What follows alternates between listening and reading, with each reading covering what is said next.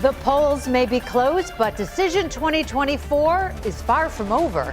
At this hour, millions of ballots are being counted across the country to decide the next president of the United States of America. Good evening, everyone. I'm Mary Alice Demler. And hello, everyone. I'm Scott Levin. The presidential candidates in the final stretch of this race on the road to 270 electoral votes. This is a live look now at that map right now, with several states already calling their decisions. And we should have that map coming up shortly. I hope we do. We will get to it shortly, though. Again, they are looking to hit 270 electoral college votes to become our nation's 47th president. There it is. Kamala Harris is at 145 and Donald Trump was at 214 right now. But we're still waiting for a lot of those West Coast states to come in. And of course, the blue wall is very, very tight. Toward your side has live team coverage for you tonight. Our Nate Benson is in the newsroom keeping track of all the numbers coming in, and Rob Hackford is breaking down the results. And our Dave McKinley spent the evening at a couple of watch parties. Plus, investigative reporter Charlie Specht is in the studio verifying the integrity of tonight's election. We will get to all those stories and much more over the next half hour. But first, right now, we want to get the latest from our crews who are live out in the field. Our Claudine Ewing is standing by at Democratic headquarters. But right now, we want to check in with Ron Plants, who is with the Republicans tonight, where there is a victory speech expected any second now. Right, Ron?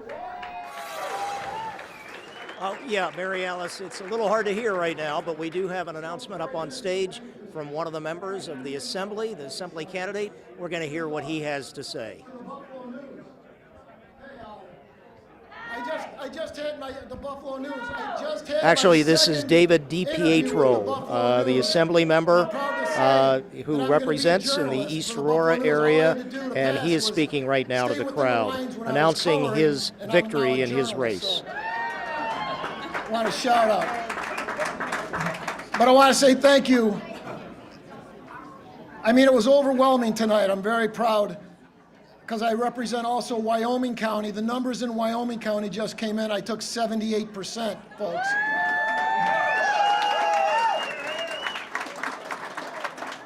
So I want to thank, look, this all wouldn't be possible, but I've got probably the best team in Albany, and they've been recognized. But it all starts with the love and support I get from my wife, Teresa, and my daughter, Ava, right here.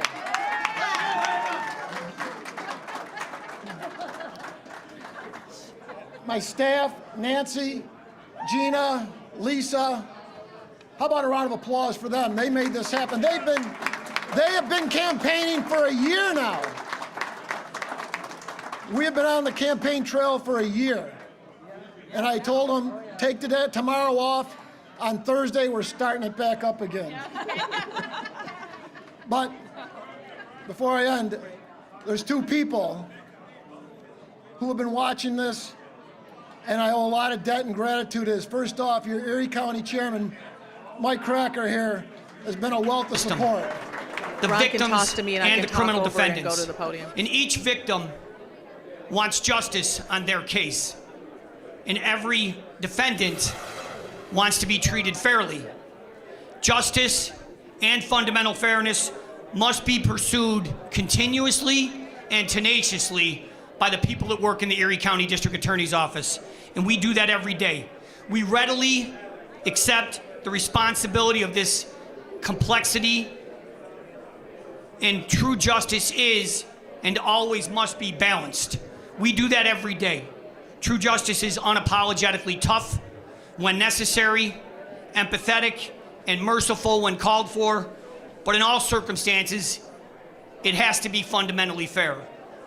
Coming from a really big family, I've talked about this all the time, it's really defined me, it's made me who I am. I learned justice is both personal and communal in my family and growing up in South Buffalo. And I stand on the shoulders of my mom and dad and their parents and their generations, the generations that preceded us. And I talk about the public service of my family all the time, and Jeremy just mentioned it. I'm really proud of my parents. I'm really proud of my aunts and uncles. I'm really proud of all my cousins. that serve this community as public servants. I have firefighters and police officers and nurses and teachers and elected officials that have come before me. And I'm so honored to follow in their footsteps. You know, the lessons I learned at home, how to treat people, have been passed along to my 4 kids, 3 of whom are here with me today. The importance of justice and fairness and how we treat each other with compassion and empathy, along with a commitment and determination to make this world, to make our community a better place. Those are the lessons I learned at home. Those are the lessons I teach my kids. And I promise to continue with that level of commitment as I run the Erie County District Attorney's Office for the next 4 years.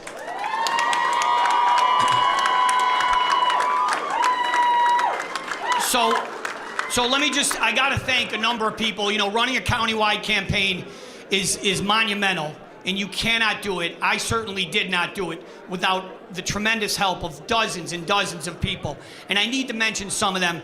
I know I'm gonna leave people out, but I need to mention some people. First of all, Jeremy Zellner is an incredible leader, and it's been my honor and privilege to get to know him as a friend, and I truly appreciate the confidence that he entrusted in me a year ago when he decided to support me. So thank you very much, Jeremy. Hey, Jeremy, I said thank you very much. You know, Kathy Callan is in the room somewhere. All right, Michael Kane, your Erie County District Attorney, after a contentious battle with his challenger. There was a lot of media, there was a lot of ads going back and forth against each other. That was a little contentious, but he has won tonight. He will be your no longer the acting DA, he will be your DA. Right, and he won that race handily. Well, our team coverage continues tonight as 2 on Your Side tracks more local elections of interest. And our Dave McKinley spent the evening at a couple different watch parties tonight. And Dave, what was it like out there tonight? Well, Scott and Mary Alice, we went to 2 watch parties tonight hosted by 2 stalwarts of their respective parties locally. Supporters of the GOP attended a watch party hosted by Amherst Town Republican Chair Bob Davis, a former GOP chair of Erie County and in the town of Tonawanda. Downtown, the Democrats gathered to watch the returns at a function hosted by Betty Jean Grant, a former Buffalo Common Council member, Buffalo School Board member, and Erie County legislator. We asked each of these longtime party members of their respective parties why they think their party's candidate will emerge victorious. His message was strong. It was about the economy. It was about immigration. And those are the driving issues tonight. And I think they're going to prevail nationwide. And he will be reelected and be the 47th president of the United States. And they know what she's going to say. However, with our former president, you don't know what he's going to say and much less what he's going to do. Things seemed more optimistic at this Republican gathering when Trump took an early lead in the electoral count. Quieter among these Democrats, some of those who noted this evening is far from over. And I think that's something, Scott and Mary Alice, that we've been saying and we've been knowing and feeling for the longest time, that it's going to be a very late evening, if not even tomorrow.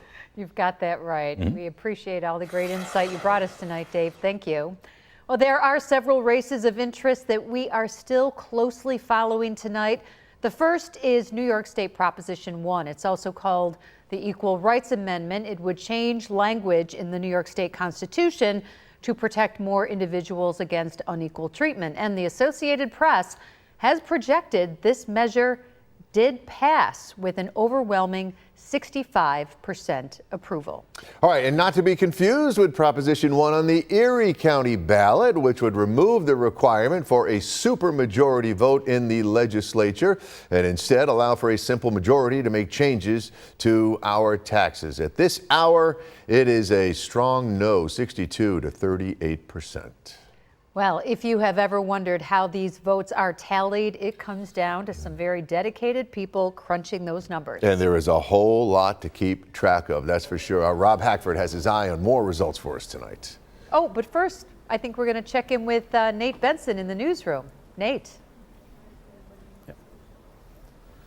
Yes, Scott and Mary Alice, the team here in the newsroom has been tracking 190 races tonight, and we've got actually some very interesting developments. If you guys want to pull up race 14 there, it's the 143rd Assembly race, Monica Wallace versus Patrick Leginski. Erie County is reporting 100% of the election day and early voting in, and it's giving it to Patrick Legzinski, 51.97% compared to Monica Wallace's 47.93. Now, there are still certainly absentee ballots that need to be counted, of course, but it's looking right now, according to Erie County BOE, that Patrick Legzinski is going to take that race.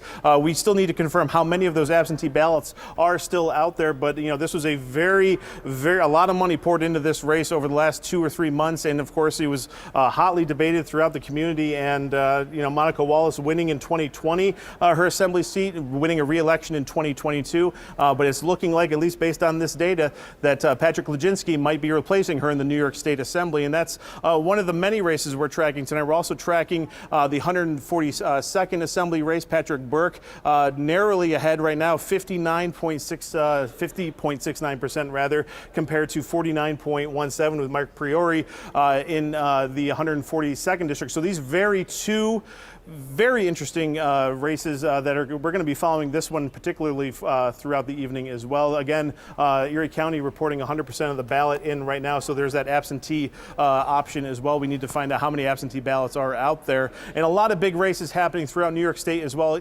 especially with congressional races, and that's where my colleague Rob Hackford is focusing his energy right now. Rob? Yeah, Nate, lots to keep track of here. I do want to mention the U.S. Senate race with Kirsten Gillibrand. Just an overwhelming win here. She has been declared victor in that race as well. But heading down to the 23rd Congressional District with Nick Langworthy, he's also declared victory here. We hope to hear from him in just a little bit from Republican headquarters, beating Thomas Carl in that Democratic race down in the southern tier, including Chautauqua, Cattaraugus, Allegheny County, and parts of Erie County, this kind of chunk here in our eastern part of the western New York area. Niagara County as well, included in the race for the Lakes District. That's Claudia Tenney, the incumbent in this race. She is projected to win here as well with 98% of the votes in. Her candidate not really pitting too much of a fight there, 65 to 35% with the result in that race. And heading to Tim Kennedy, he's declared victory. We heard from him just a little while ago in the 26th Congressional District race. He will be entering his first actual 2-year term as congressman, winning that special election just a couple months back. But looking at the big board here, this is where we've been keeping our eyes on all night in the key states here, the blue wall, Pennsylvania, Michigan, Wisconsin. All still waiting on results there, as well as in North Carolina and Georgia. Those have little trickles that are coming in, impacting what we'll see throughout the rest of the evening. It's going to be a slow trickle of information. The Associated Press has it added in the West Coast here, adding a bit to Kamala Harris's electoral college total here. But President Trump, former President Trump, with the lead here early and a path to victory at this point. But we continue to wait for those battleground states and those blue wall states to report their final numbers. We'll keep you posted throughout the night. Scott, Mary Alice. All righty. Thanks very much, Rob, for that update. And we do have a look for you at the current electoral college map as we head to break. Again, showing former President Donald Trump with 214 electoral votes to Kamala Harris's 153. Stay with us, everyone. We will be back with more Channel 2 News tonight, right after this.